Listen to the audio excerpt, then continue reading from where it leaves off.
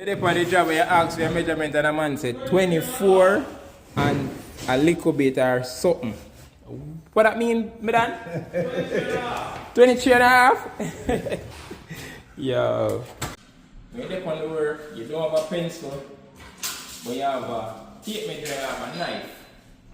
And you don't have a straight edge. This is what you do. So you need 21, right? You go 21. Hold the knife like this. And make the line.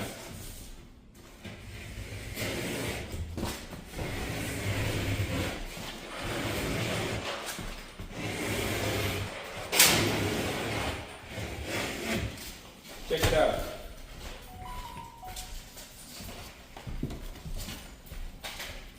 Just a tape measure and a knife.